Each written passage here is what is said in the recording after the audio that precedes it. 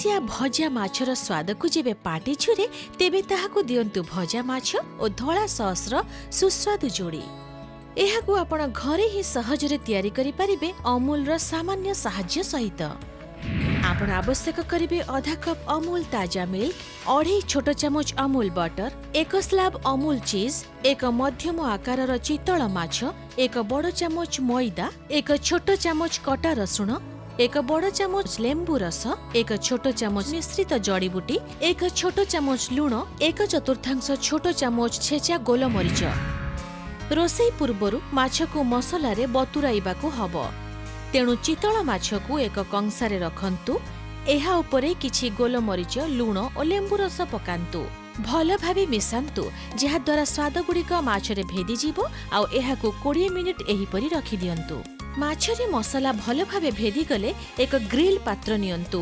ଏଥିରେ କିଛି ପରିମାଣରେ ଅମୁଲ ବଟର ପକାନ୍ତୁ ଓ ପାତ୍ରରେ ଭଲ ଭାବେ ଲେସି ଦିଅନ୍ତୁ। ମାଛକୁ ପାତ୍ରରେ ରଖନ୍ତୁ ଏବଂ ଏହାକୁ କିଛି ସମୟ ରାନ୍ଧି ହେବାକୁ ଦିଅନ୍ତୁ। ମାଛର ଉଭୟ ପାର୍ଶ୍ୱ ସମ୍ପୂର୍ଣ୍ଣ ରାନ୍ଧି ହେଲା ପର୍ଯ୍ୟନ୍ତ ଏହାକୁ କିଛି ଥର ଓଲଟାନ୍ତୁ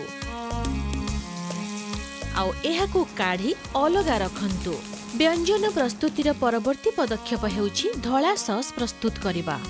ସସ୍ ପାଇଁ ଏକ ପାତ୍ରରେ ଅମୁଲ ବଟର ପକାନ୍ତୁ ଓ ଧିମା ଆଞ୍ଚରେ ଏହାକୁ ଗରମ ହେବାକୁ ଦିଅନ୍ତୁ। ବଟର ତରଳି ଗଲା ପରେ କଟା ରସୁଣ ପକାନ୍ତୁ। ଏକ ଫେଣ୍ଟା ଯନ୍ତ୍ର ସାହାଯ୍ୟରେ କିଛି ସମୟ କଷନ୍ତୁ।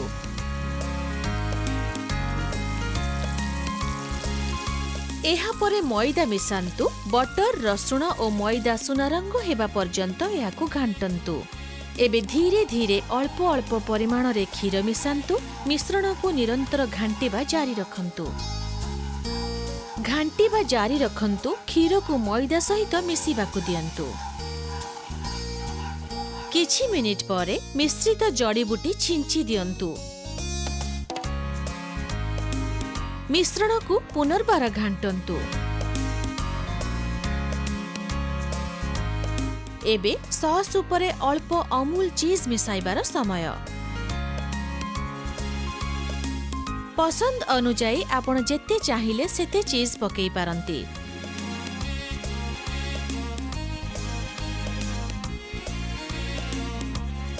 ଏହାକୁ ଭଲ ଭାବେ ମିଶାନ୍ତୁ।